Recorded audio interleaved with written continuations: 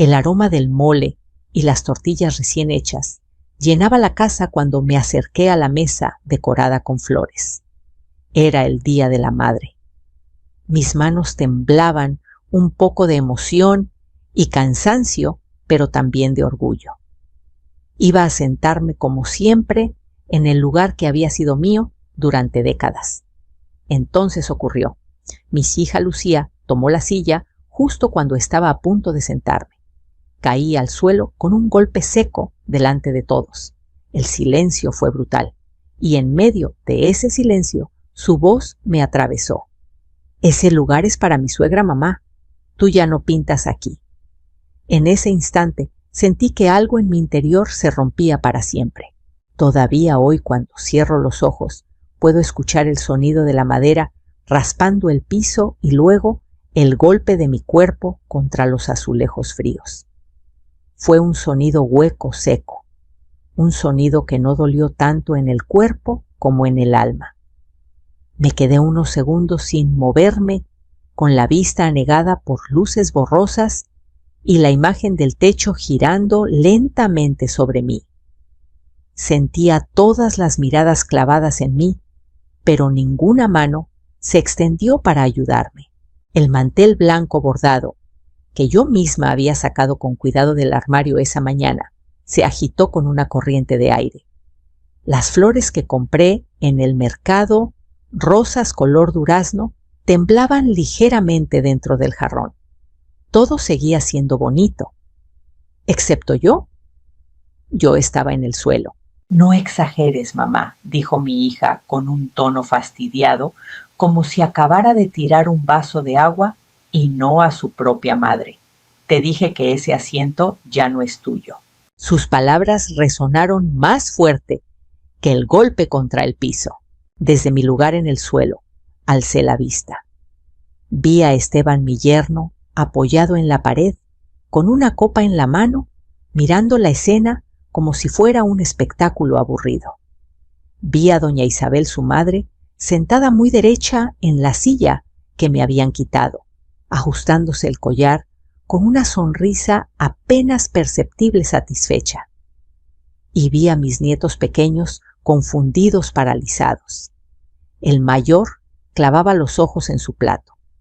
El pequeño miraba mis manos sobre el suelo con una expresión que mezclaba miedo y vergüenza. Nadie se movió.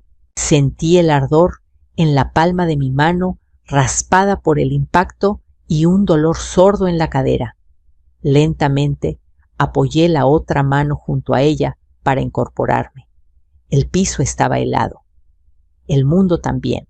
Cuando logré ponerme de pie, me sentí más vieja de lo que nunca me había sentido. No por mis años, sino por el peso de la humillación.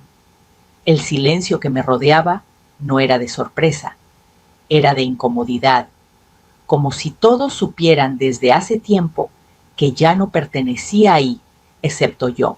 «¿Puedes ir a sentarte en la cocina?», añadió Lucía. «Allá hay un banquito». Un banquito, en mi propia casa. Mientras me enderezaba como podía, mis rodillas crujieron. Sentí que cada uno de mis 67 años gritaba en mis huesos. No dije nada, ni una palabra. No era orgullo, no era resignación. Era una mezcla extraña de incredulidad y algo nuevo que empezaba a brotar dentro de mí, una claridad dolorosa. Caminé lentamente hacia el pasillo. Escuché cómo las conversaciones empezaban de nuevo apenas di 2 pasos. El tintinear de los cubiertos regresó las risas forzadas, el ambiente de fiesta que hacía unos segundos se había quebrado conmigo. En la cocina, el mole aún burbujeaba en la estufa. El aroma era el mismo. Pero ya no sabía a celebración. Pasé junto al espejo del pasillo y vi mi reflejo, el cabello canoso, recogido en un moño bajo el vestido azul que había planchado con tanto cuidado, la arruga profunda en la frente que no estaba ahí la semana pasada. Mis ojos, sin embargo, se veían distintos, más abiertos, más despiertos, como si una venda se hubiese caído de repente. Entré a mi habitación y cerré la puerta con cuidado. No la azoté. No habría gritos ni escenas. Me senté en el borde de la cama sin quitarme el rebozo. Desde detrás de la puerta escuchaba risas, voces, la música subiendo de volumen, la alegría que ya no era mía. Me quedé ahí, inmóvil, mientras un recuerdo me golpeaba sin pedir permiso. Lucía, con 6 años de edad, abrazada a mi cuello, diciendo: «Cuando sea grande, mamá, te voy a cuidar como tú me cuidas». Lucía, adolescente, llorando sobre mi pecho, porque el primer novio la había dejado. «Eres lo único seguro que tengo, mamá». Lucía, adulta, el día de su boda, tomándome las manos: «Esta casa siempre será tu casa. Esta casa siempre será tu casa». La ironía me quemó el pecho. Mi casa, la que levanté tijera por tijera, ladrillo por ladrillo, trabajando en casas ajenas, cocinas ajenas, lavanderías ajenas. La casa que pagué con años de dolor de espalda, con dedos hinchados por el detergente, con noches sin dormir. La casa donde cada baldosa tenía mi sudor, mi historia, mis sacrificios. Y ahora, en el Día de la Madre, me habían quitado mi silla. El timbre sonó. Supe quién era. Doña Isabel había llegado tarde como siempre. Escuché el tono exagerado de su voz. «Feliz Día de la Madre», exclamó. «¿Dónde está Carmen?» «En la cocina, señora», respondió Esteban sin dudar. «En la cocina». Me tragaba el título de madre y me convertía en alguien que estorbaba. Sentí un leve temblor recorrer mis manos. Por un momento pensé que iba a llorar, que por fin explotaría el dolor, pero no pasó. En lugar de lágrimas, una calma helada se extendió por dentro. En la mesita de noche estaba una pequeña caja metálica que llevaba años sin abrir. La levanté. Pesaba. Dentro guardaba documentos viejos, recibos, papeles importantes. La abrí. El sonido del seguro metálico resonó como un disparo suave. Ahí estaban las escrituras de la casa. Mi nombre completo: Carmen Rodríguez de Morales. Fecha, sello, firma, todo legal, todo claro. Pasé mis dedos sobre la tinta ligeramente desgastada. Por primera vez en años tomé conciencia plena de lo que significaba yo era la única dueña. No Esteban, no Lucía, no la suegra soberbia sentada en mi lugar. Yo. Mi corazón empezó a latir distinto, ya no con dolor, sino con una extraña determinación que jamás había sentido. Una voz interior suave pero firme me susurró algo que jamás me había atrevido a pensar. Si esta es mi casa, entonces nadie tiene derecho a echarme de mi propia vida. En el comedor, las risas subían de tono. Brindaban, celebraban. Tal vez celebraban el Día de la Madre sin la madre. Tomé las escrituras con cuidado y las guardé de nuevo en la caja. No era momento de confrontar, no era momento de gritar, no era momento de venganza apresurada, era momento de pensar. Me recosté sobre la cama y miré el techo agrietado por los años. Y por primera vez, desde que mis hijos crecieron, supe algo con absoluta claridad. Ese no era el día en que me habían humillado. Era el día en que yo desperté y no iba a volver a dormir jamás. No salí de mi habitación en toda la tarde. Escuché pasos, risas, el choque de las copas, el sonido de la puerta del refrigerador abriéndose y cerrándose una y otra vez. Cada ruido era como una bofetada suave constante.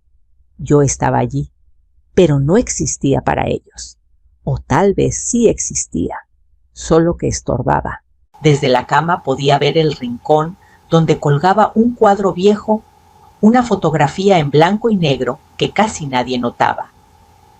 Era yo joven sentada frente a la casa, cuando aún no tenía pintura ni rejas, con un vestido sencillo y las manos llenas de polvo de cemento. Recordé ese día con una claridad dolorosa. Tenía 22 años cuando puse el primer ladrillo de esta casa. No hubo arquitectos ni planos elegantes, solo una libreta manchada, un lápiz mordido y sueños tercos. Mi esposo Ernesto cargaba los materiales. Yo mezclaba el cemento bajo el sol. Nos reíamos a pesar del cansancio. Algún día nuestros hijos correrán por este patio, me dijo una vez, limpiándose el sudor con el antebrazo. Y sí corrieron. Lucía corrió allí con trenzas despeinadas. Dio sus primeros pasos sobre ese mismo suelo donde ahora me habían hecho caer. El sonido de la olla en la cocina me trajo de vuelta al presente. Habían servido el postre. Mi postre favorito, flan con caramelo. Lo sabía porque el olor era inconfundible. Lo había prometido yo misma a mis nietos esa mañana. Les haré flan para el Día de la Madre. Mi voz aún se escuchaba en mi memoria llena de ilusión. No pensé en bajar. No pensaba pedir nada, ni un plato ni una disculpa. Solo cerré los ojos y me dejé arrastrar por los recuerdos como si necesitara refugiarme en ellos para no sentir el vacío de la hora. Recordé las noches en que planchaba uniformes hasta la madrugada para pagar los zapatos nuevos de Lucía antes del inicio de clases. Recordé las veces que rechacé comprarme un vestido para poder pagarle clases de inglés. Recordé mis manos agrietadas de detergente, el dolor permanente en la espalda, las uñas siempre cortas, porque no había tiempo ni dinero para otra cosa. Y aún así, cada vez que alguien me preguntaba si estaba cansada, yo respondía, no, tener una hija sana lo vale todo. Se lo dije tantas veces que terminé creyéndolo. Creí que eso era amor. Creí que soportar, sacrificar, callar era amar. Creí que una madre debía olvidarse de sí misma. Nunca creí que algún día mi propia hija me vería como un estorbo. Golpes suaves en la puerta me sacaron de mis pensamientos. No dije nada. Podía reconocer esos pasos pequeños en cualquier parte del mundo. Abuela, susurró mi nieto mayor. ¿Estás bien? Me incorporé con esfuerzo y abrí apenas la puerta. Sus ojos me miraron preocupados. Estoy bien, mi amor. Solo me cansé un poquito. Él asintió sin convencerse del todo. Detrás de él apareció mi nieta menor, apretando una muñeca contra el pecho. Mamá dice que no debes sentarte allí otra vez, susurró ella, porque ya no es tu lugar. Una punzada atravesó mi corazón. ¿Qué le estaba enseñando Lucía a sus propios hijos? Que una madre puede ser desplazada, que el respeto tiene fecha de caducidad. Sonreí como pude. Pequeña, los lugares cambian, le dije, pero el amor no. Ella frunció el ceño confundida, pero sonrió cuando le acaricié el cabello. Vayan con su mamá. No quiero que se metan en problemas. Cerré la puerta despacio. El silencio volvió a abrazarme, pero ya no era el mismo de antes. Ahora llevaba memoria. Afuera la música subió de volumen. Canciones rancheras, voces elevadas por el tequila, brindis. Por las madres escuché gritar a Esteban. Todos rieron. Yo también fui madre. Pero aquella celebración no era para mí. Horas después, cuando ya casi anochecía, escuché que los invitados empezaban a irse. Puertas que se abrían, despedidas exageradas, promesas vacías de volver pronto. Esperé hasta que todo quedó en silencio. Solo entonces abrí la puerta de mi habitación. Las luces estaban apagadas en el comedor, pero en la cocina aún quedaba una lámpara encendida. Caminé hacia allá. Sobre la mesa quedaban platos sucios, vasos con restos de bebida, migajas de pan esparcidas por todas partes. En un rincón, casi como un detalle cruel, estaba mi pedazo de flan, intacto. Nadie lo había tocado. Nadie me lo había llevado. Me quedé mirándolo unos segundos, y entonces comprendí que ese pequeño detalle decía más que cualquier palabra. Ni siquiera habían pensado en mí. Me llevé el plato al lavabo y lo tiré a la basura sin probarlo. Mis pasos me llevaron hasta la sala. Mi antigua butaca donde solía leer había sido movida. En su lugar estaba una sillita pequeña, casi ridícula de plástico. Me imaginé allí sentada, apartada, como una invitada más, no como la dueña de ese hogar. Una náusea silenciosa me recorrió. Subí la mirada hacia las paredes. Cada esquina tenía mi historia, pero ya no mi presencia. Ya no soy madre. Aquí susurré en voz baja, probando las palabras. Soy un mueble viejo que quieren esconder. La frase me asustó, no porque fuera triste, sino porque era cierta. Esa noche apenas dormí. Me dolía la espalda por la caída, pero más me dolía el recuerdo de la voz de Lucia repitiendo, ese lugar ya no es tuyo. Horas antes del amanecer me levanté. La casa estaba envuelta en un silencio pesado. Caminé descalza hasta el pequeño altar en un rincón del salón donde tenía una vela y una imagen de la Virgen. La encendí. La pequeña llama tembló como si también tuviera miedo. Si ya no soy madre en esta casa, dime entonces quién soy, murmuré. Fue entonces cuando algo se ordenó dentro de mí con una claridad inesperada. Yo sabía quién era. No era la invitada, no era la anciana inútil, no era la mujer a la que podían empujar al suelo sin consecuencias. Yo era la mujer que había construido ese techo, la que había sostenido a todos, la que había puesto su vida en esas paredes. Y aquella conciencia, por primera vez, no dolió. Me hizo más fuerte. Regresé a mi habitación. Abrí la caja metálica una vez más. Saqué las escrituras, las volví a mirar bajo la luz suave del amanecer. El nombre seguía allí, firme, claro, indiscutible. Mi nombre, Carmen Rodríguez de Morales. Una madre, la dueña.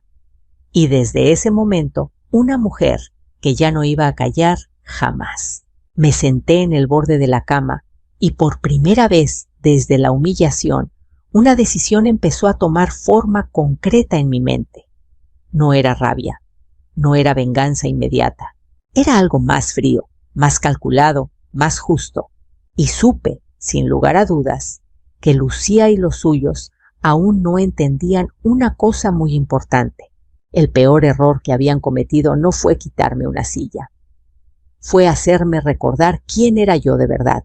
Desde aquel día de la madre, algo cambió en la forma en que caminaba por mi propia casa.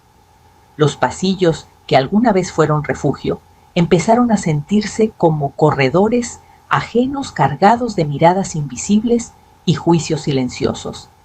Cada crujido de la madera bajo mis pies parecía recordarme que ya no pertenecía allí, aunque esa casa llevara mis años impresos en cada pared. A la mañana siguiente, bajé temprano a la cocina, con la misma costumbre de siempre. El sol apenas comenzaba a asomarse, lanzando una luz pálida y dorada a través de la ventana.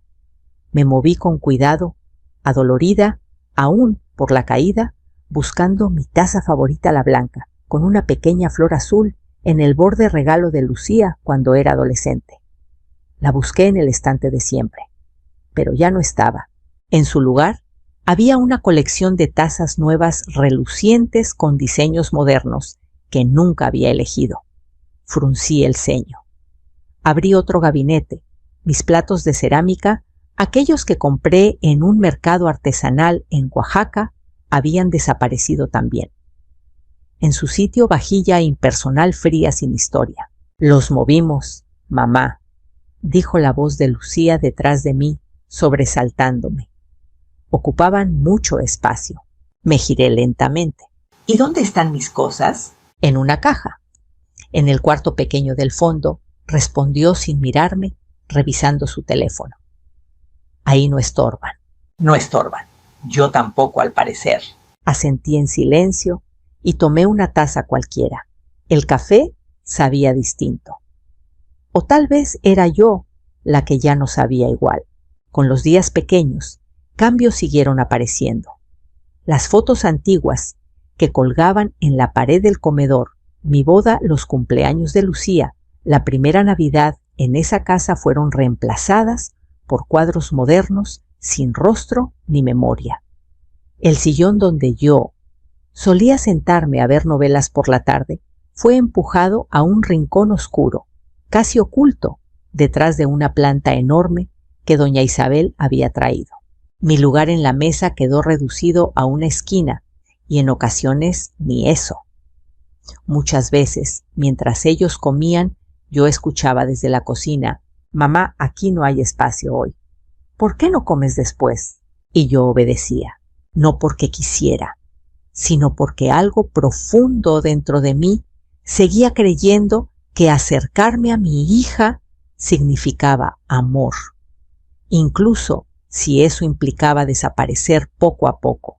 Lo peor no eran las palabras, eran las miradas de doña Isabel, siempre fijas, siempre evaluando, como si yo fuera un objeto viejo al que ya no se le encuentra utilidad. Se paseaba por la casa con total naturalidad, abriendo mis cajones, reorganizando mis cosas, dando órdenes a Esteban. «Aquí debería ir un sillón más grande. Tu madre ya no necesita tanto espacio, hija», decía sin vergüenza. Lucía asentía, y yo tragaba mi dolor. Una tarde, mientras barría el patio, escuché a doña Isabel hablando con una vecina por encima de la reja. «Ay, sí, la madre de mi yerno vive aquí, pobrecita. Ya está grande, medio confundida, pero nosotros nos encargamos de ella». Confundida. Encargarme de mí. Sentí el impulso de salir y confrontarla, pero mis manos se quedaron rígidas sobre el palo de la escoba. La ira subió hasta mis ojos, pero se contuvo allí. Estaba empezando a entender algo importante. No querían cuidarme, querían controlarme. Ese mismo día encontré algo que me inquietó aún más. Mis pastillas para la presión que siempre guardaba en mi mesita de noche estaban sobre la mesa del comedor. Las reconocí al instante. El pequeño frasco blanco con letras azules. Lo tomé y lo abrí rápidamente. Estaba casi lleno. Alguien lo había sacado a propósito. «Lucía», la llamé sin alzar la voz. «¿Por qué mis medicamentos están aquí?». «Oh, pensé que las habías olvidado», respondió casi con dulzura falsa. «Te noto distraída últimamente. Mejor dejarlas donde todos puedan verlas». La observé en silencio. Era la primera vez que algo me helaba la sangre de verdad. No era solo falta de respeto, era estrategia. Estaban construyendo una imagen de mí, una imagen frágil, confusa, incapaz. «Yo sé muy bien dónde guardo mis cosas», respondí al fin, con una calma que la desconcertó un poco. Aquella noche escuché a Esteban y a Lucia hablar en su habitación. Las paredes eran delgadas. «La gente empieza a notarlo». «Amor», dijo él en voz baja, «que se le olvidan las cosas, que está rara». «Eso es bueno», respondió ella. «Más fácil será cuando todo quede a nuestro nombre». Sentí un vacío en el estómago. Todo quedaría a su nombre. Esa frase no era imaginación, era un plan. Me recosté en la cama sin encender la luz. En la oscuridad recordé cada gesto de los últimos meses, los cambios en la casa, los murmullos detrás de las puertas, las miradas de doña Isabel. Todas las piezas empezaron a encajar de una forma escalofriante. No solo querían mi lugar en la mesa, querían mi casa, mi vida, mi nombre. Al día siguiente me atreví a salir al pequeño porche para tomar aire. La vecina, la señora Maribel, regaba sus plantas al verme. «Buenos días, Carmen», dijo con una sonrisa amable. «¿Cómo está? Hace días no la veo caminar por aquí». «Bien», respondí intentando sonreír. «Algo cansada nada más». Se acercó un poco más, bajando la voz. «Si me permite decirle algo. He notado cosas extrañas últimamente. Su hija habla como si esta casa fuera suya. Y esa señora, la suegra, manda demasiado». Asentí sin sorprenderme. «No está equivocada, Maribel», dije. «Yo también lo he notado». Ella me apretó la mano con cariños. «Tenga cuidado. Usted es fuerte, pero no deje que la borren». Sus palabras se grabaron en mí como un eco profundo. No deje que la borren. Esa tarde ya no vi la casa con los mismos ojos. Todo adquirió otro significado. Las paredes no eran prisión, eran testigos. El techo no me caía encima, me protegía. Y el suelo que me vio caer también me sostenía en pie. Me encerré en mi cuarto, me senté frente a la caja metálica y saqué uno por uno los papeles, la escritura, los recibos antiguos, los documentos del banco. Comencé a ordenarlos con cuidado, creando pequeñas pilas. Fecha por fecha, prueba por prueba. Cada hoja era una parte de mi verdad, de mi historia, de mi derecho. Mientras afuera se escuchaban risas falsas y platos chocando adentro en silencio, yo me estaba convirtiendo otra vez en dueña de mí misma.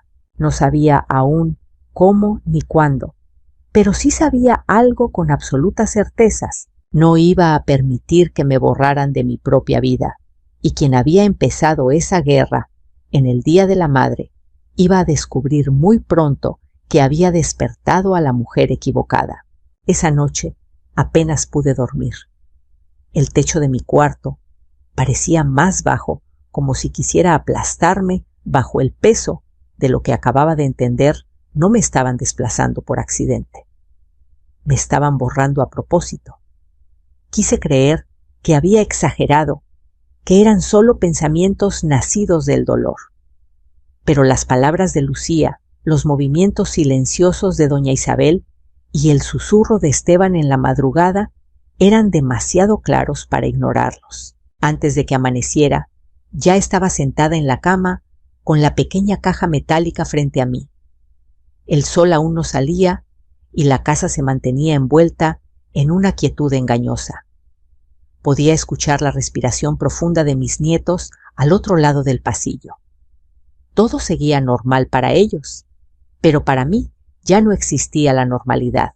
Abrí la caja con cuidado.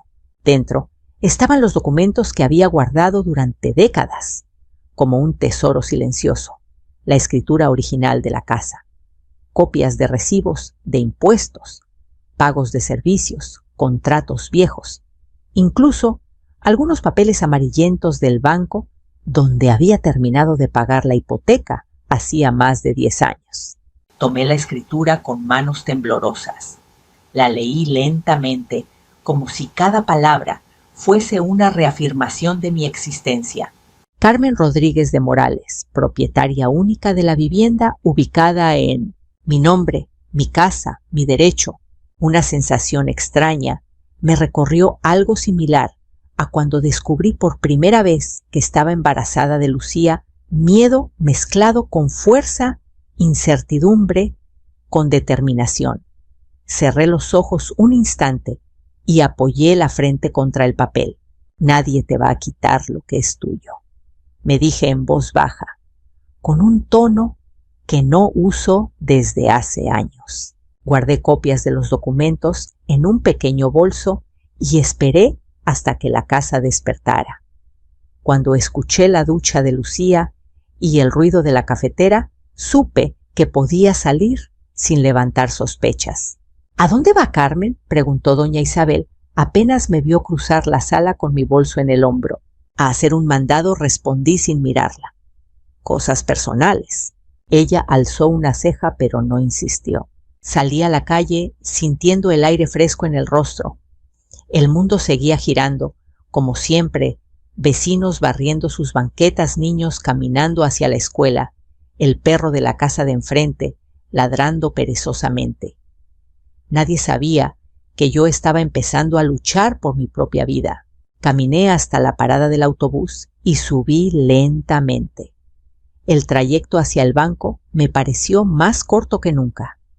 Mientras observaba los negocios pasar por la ventana sucia, pensaba en todas las veces que había venido allí para pagar cuentas, para sufrir descuentos, para estirar monedas. Ahora iba por algo más importante: claridad. En el banco una joven con gafas me atendió con amabilidad. «Buenos días, señora. ¿En qué puedo ayudarle?» «Necesito comprobar algunas propiedades a mi nombre», respondí sacando mi identificación, «y también mi historial de pagos de los últimos años». Me miró con extrañeza, pero asintió. «Claro, tome asiento, por favor». Los minutos parecieron horas.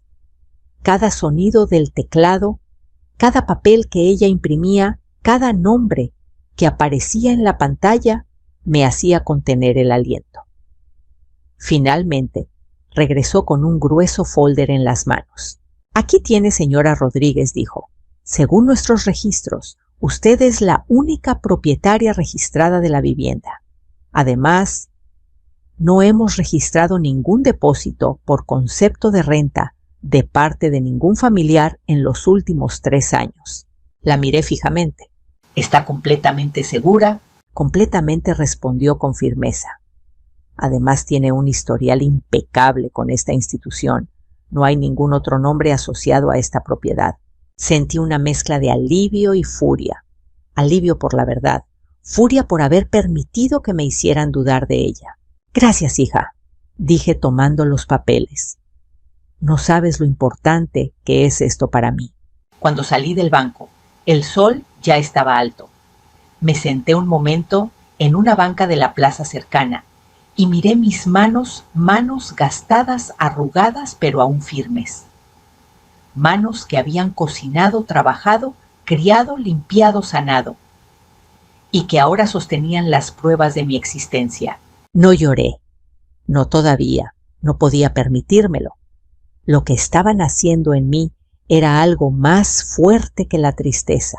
En mi mente apareció la imagen de Lucía, su rostro joven, transformado por una ambición que yo no reconocía. Quise recordar sus sonrisas de niña, pero esa imagen empezaba a desvanecerse, reemplazada por la mujer que me había tirado al suelo sin titubear. Al regresar a casa procuré entrar sin hacer ruido, pero doña Isabel estaba sentada en la sala como una reina vigilante.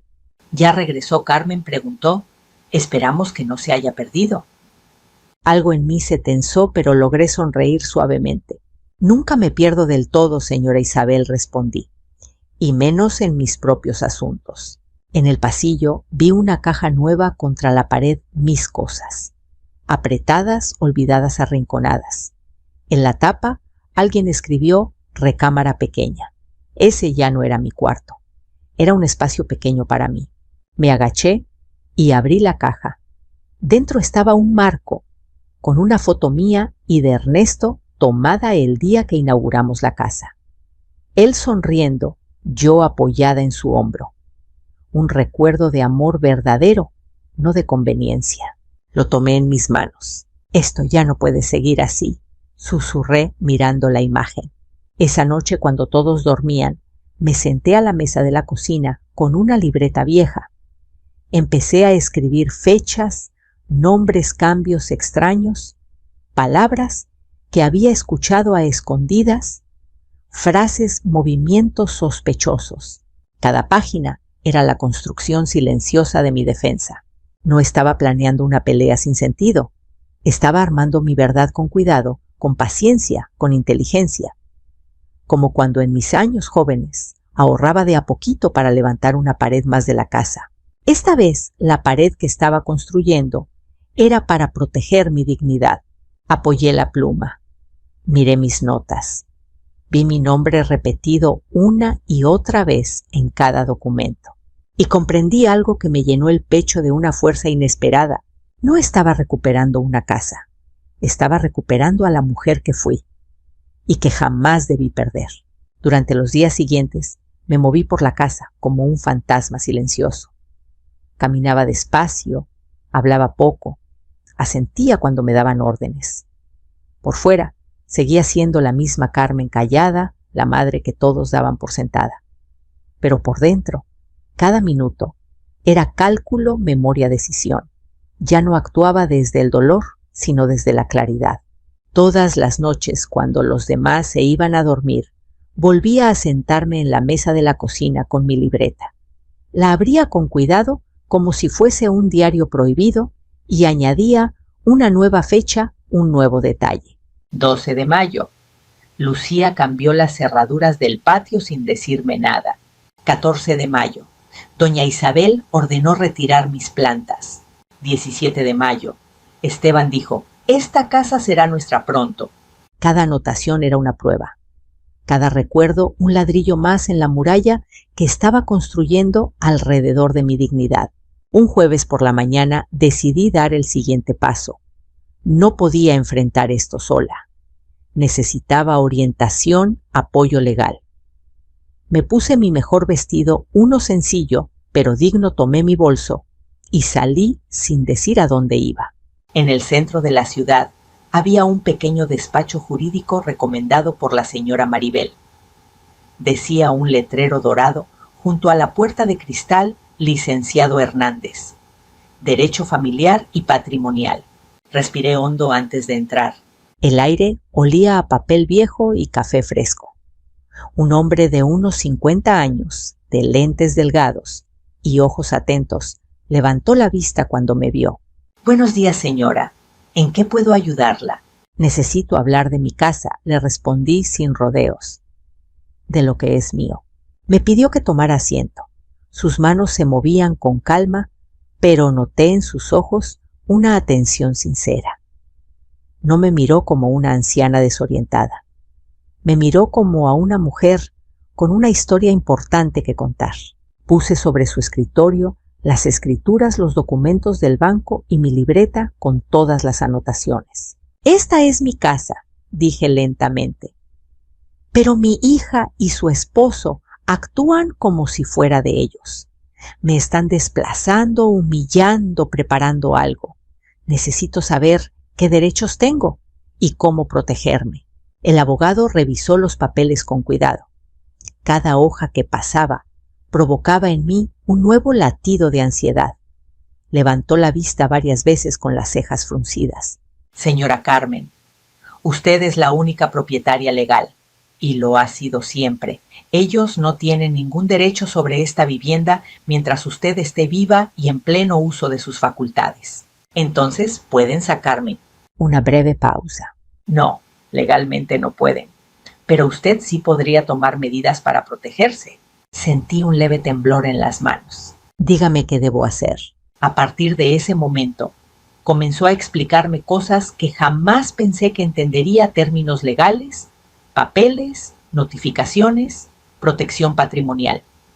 Pero él hablaba con claridad, sin condescendencia, y yo escuchaba con la determinación de quien sabe que su vida depende de ello. «Tiene dos caminos principales», me explicó. «El primero es dar un aviso legal donde quede establecido que ellas viven ahí bajo su permiso, no como propietarias. El segundo es crear un fideicomiso». Fruncí el ceño. ¿Un qué? Un fideicomiso. Básicamente, usted transfiere la casa a una figura legal en vida, donde usted sigue siendo dueña y administradora, pero deja claro quién será el beneficiario cuando usted ya no esté. Protege su patrimonio de abusos y de malas intenciones. Tragué saliva. ¿Y mi hija? Si usted no la nombra beneficiaria, la casa no será de ella, aunque sea su hija. Sus palabras cayeron pesadas, pero necesarias. Durante muchos años creí que la casa era para Lucía, que algún día sería su herencia. Pero ¿qué clase de hija humilla a su madre y conspira contra ella en su propia mesa? «No quiero venganza», dije después de un silencio. «Quiero paz, y quiero que quede claro que nadie puede maltratar a una madre y quedarse con su vida como premio». El licenciado asintió lentamente. «Entonces hará lo correcto, y deberá hacerlo con calma, con precisión, sin que nadie sospeche». De camino a casa esas palabras retumbaban en mi mente sin que nadie sospeche, y así lo hice. Frente a Lucía sonriente, frente a Esteban obediente, frente a doña Isabel sumisa. La actuación me dolía, pero también me fortalecía. Cada sonrisa fingida era un paso más hacia mi verdad. En las noches comencé a reunir en un sobre todos mis documentos importantes: acta de nacimiento credencial, escrituras comprobantes, notas del banco, libretas de ahorros. Lo escondí bajo una tabla suelta que yo misma conocía desde hacía años. Una madrugada, mientras todos dormían, bajé a la sala oscura. Caminé hasta el centro de la habitación, justo en el lugar donde me habían hecho caer Aquel día de la madre. Miré el suelo como si pudiera hablar. Aquí empezó todo, susurré. Pero aquí también va a terminar. No con violencia, no con gritos, no con odio. Terminaría con justicia. Día tras día, Lucía y su esposo se hacían más confiados. Planeaban cambios. Hablaban de remodelaciones. Elegían colores para las paredes como si la casa ya fuera suya. Yo escuchaba en silencio desde la cocina mientras mis manos seguían trabajando. Mis ojos seguían observando y mi mente seguía preparando. Una tarde escuché algo que confirmó mis peores sospechas. En cuanto mamá firme esos papeles, todo quedará arreglado, dijo Lucía. ¿Y si no quiere firmar?, preguntó Esteban. Va a querer. Se le olvida todo, está cansada. Solo hay que insistir. El pulso se me aceleró, pero me mantuve invisible detrás de la puerta. No estaba asustada. Estaba lista. Esa misma noche anoté en la libreta: ya no hay duda, lo quieren todo. Y debajo escribí un solo pensamiento con letra temblorosa, pero decidida. No firmaré mi propio olvido. La guerra seguía siendo silenciosa, pero el arma ahora estaba en mis manos. El 21 de mayo amaneció con un silencio extraño, demasiado perfecto. El sol me despertó antes que el despertador, colándose por la cortina raída de mi cuarto, con una claridad casi solemne. Sentí el mismo cosquilleo que se siente antes de un gran acontecimiento, como cuando el médico entra con un sobre en la mano, o cuando esperas una llamada que puede decidirlo todo. Ese día, sin que Lucía lo supiera, el licenciado Hernández había programado la notificación oficial. No en una oficina, no por correo, no con palabras bonitas. Sería en mi casa, la misma casa donde durante semanas me habían tratado como una extraña. Me levanté con lentitud, me lavé el rostro, me miré al espejo durante un largo momento. La mujer que me devolvía la mirada ya no era solo una madre cansada. Había algo nuevo. En sus ojos, firmeza, decisión, una serenidad que da el haber elegido no agacharse más. Cuando salí al pasillo, la casa ya empezaba a despertar. Escuché pasos en el cuarto de Lucía, el ruido del agua de la regadera, la televisión encendiéndose en la sala donde doña Isabel veía sus telenovelas. Todo parecía igual, y sin embargo, todo estaba a punto de romperse para siempre. A las 9:30 en punto sonó el timbre. Ninguno de ellos esperaba visitas. Lo supe por el sobresalto en el rostro de Esteban cuando pasó junto a mí, camino a la puerta. ¿Quién será a esta hora?, murmuró. Abrió. 2 hombres aparecieron en el umbral. Uno llevaba un portafolios, el otro mostraba una placa discretamente. Buenos días, dijo el primero con voz profesional. Aquí reside la señora Carmen Rodríguez de Morales. Sí, respondí con calma, dando un paso al frente. Soy yo. Lucía apareció en el pasillo en ese preciso momento, secándose el cabello con una toalla. Frunció el ceño al verme parada frente a la puerta, como si yo hubiese invocado a los visitantes. ¿Qué sucede aquí?, preguntó nerviosa. Venimos a entregar una notificación legal, continuó el hombre, extendiéndome un sobre oficial con sello notarial. Señora Carmen Rodríguez de Morales, usted ha iniciado un proceso formal de protección patrimonial y notificación de usufructo bajo su plena decisión. Lucía me miró como si no hubiera entendido bien las palabras. ¿Qué es esto, mamá? Su voz ya era un hilo delgado. Es justo lo que dice, respondí con suavidad. Es una notificación legal sobre esta casa. Esteban salió del comedor confundido con una taza de café en mano. ¿Qué clase de broma es esta?, alzando la voz. Esta casa es de mi esposa.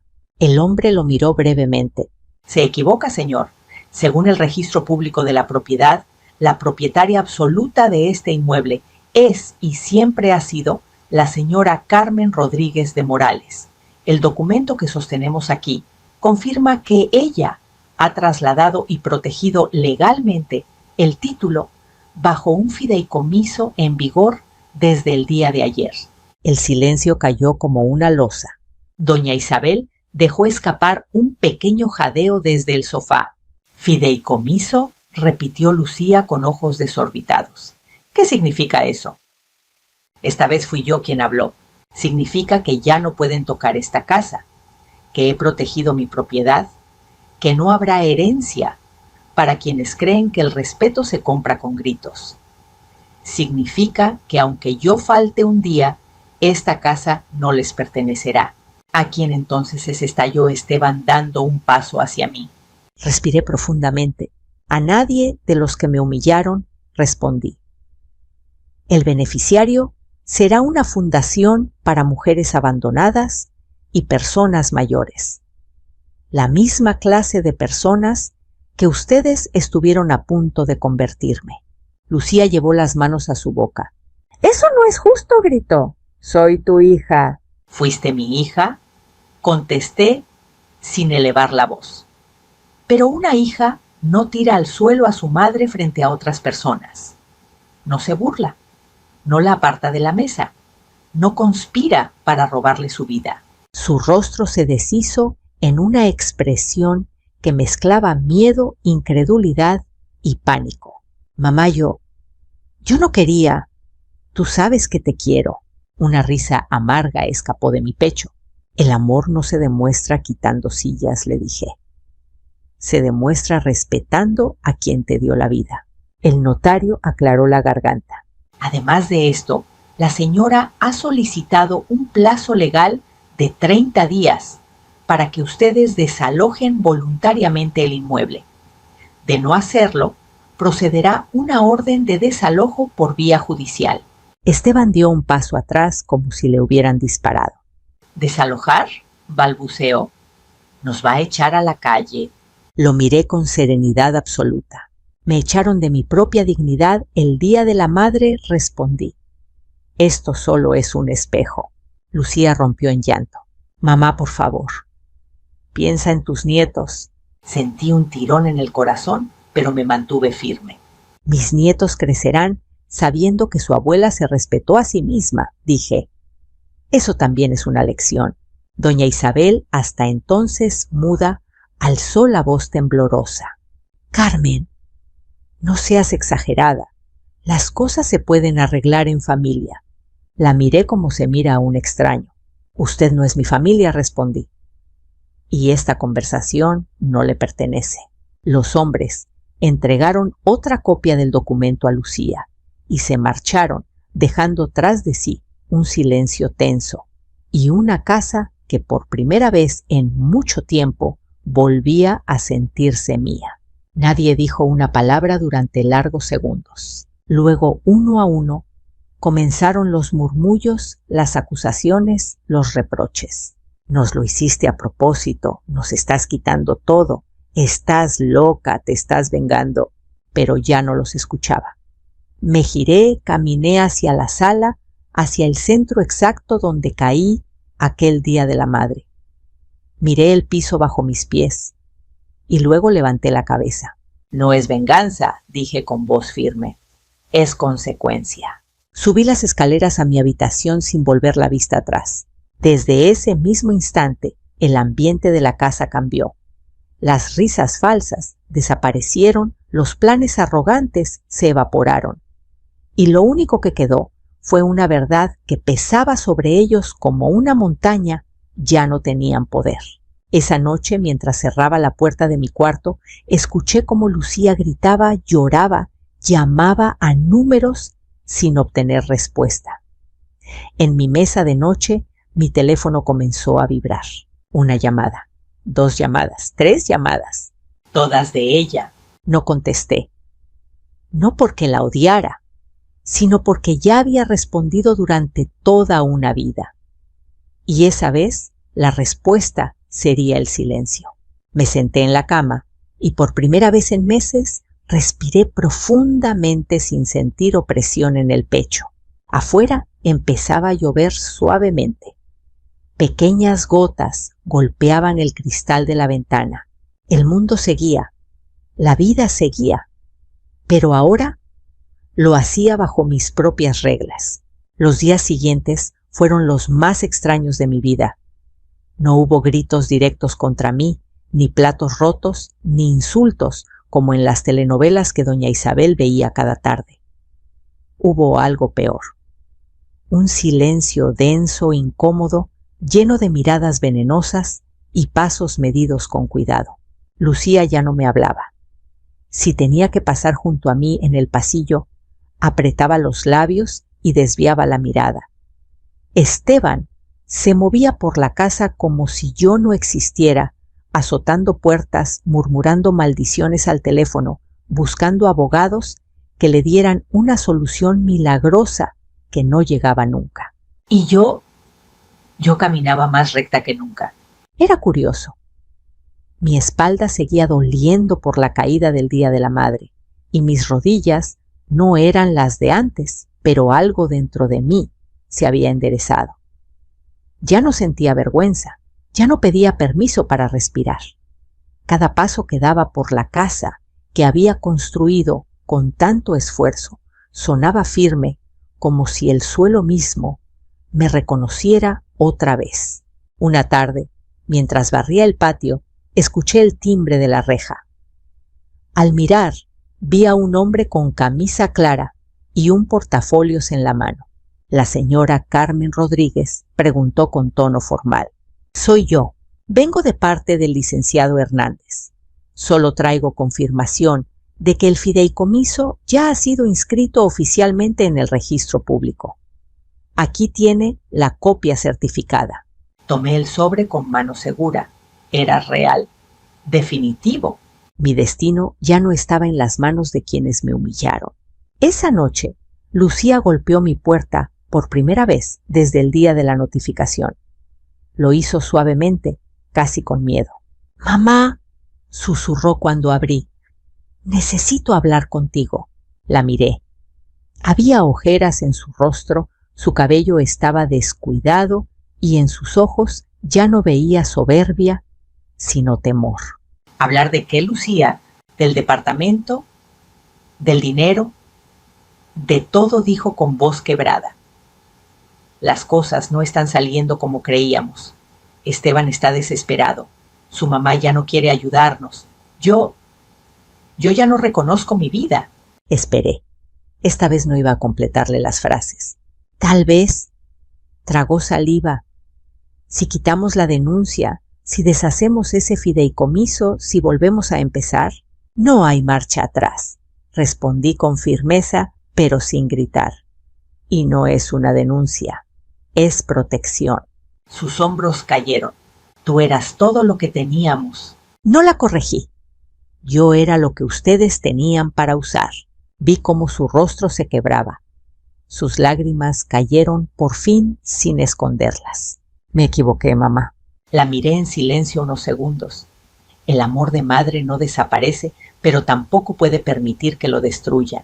Si te equivocaste, dije suavemente. Y no solo conmigo, también contigo misma. Lucía levantó el rostro lentamente. ¿Me vas a perdonar? La pregunta quedó suspendida en el aire.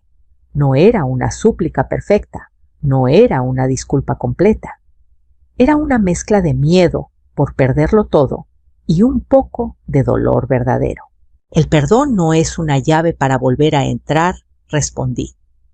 Es un proceso y empieza cuando aceptas las consecuencias. Cerré la puerta con suavidad, no con odio, sino con límites. Los siguientes días comenzaron las mudanzas. Cajas arrastrándose por el piso. Bolsas negras de basura llenas de ropa. Susurros apresurados. Esteban hablaba por teléfono de préstamos de amigos que no podían ayudar de trabajos extra. Yo seguía mi rutina, regar las plantas, preparar mi té, escuchar las noticias de la mañana. Recuperé mi sillón favorito, aquel que habían movido para poner a doña Isabel frente al televisor. Volví a colgar mi cuadro de la Virgen en la pared principal de la sala.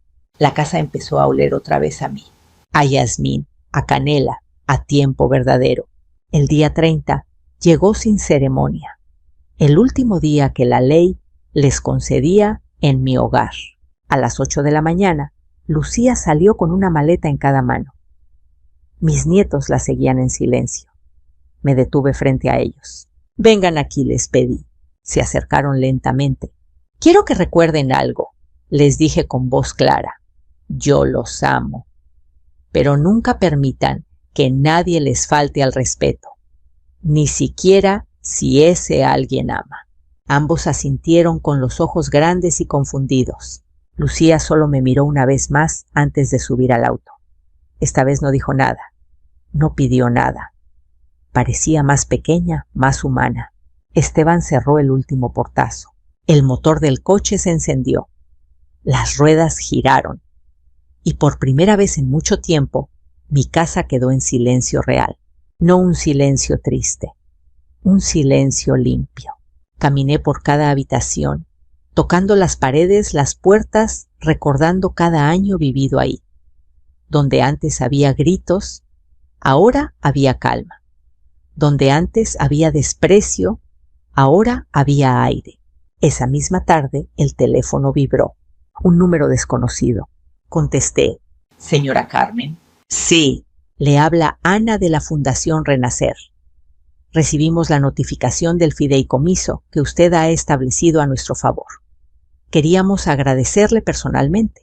Su generosidad ayudará a muchas mujeres mayores que no tienen voz». Cerré los ojos. «Entonces valió la pena», susurré. Colgué y una paz profunda me envolvió. No era venganza lo que sentía, era justicia, era dignidad. Esa noche me senté frente a la mesa donde todo comenzó. La misma mesa donde me quitaron la silla. Pero ahora no había nadie más sentado. Solo yo en la cabecera, en silencio, en paz. Y también puedes apoyarme directamente usando el botón Super Thanks. Tu apoyo significa muchísimo para mí. Los quiero mucho y nos vemos en el próximo video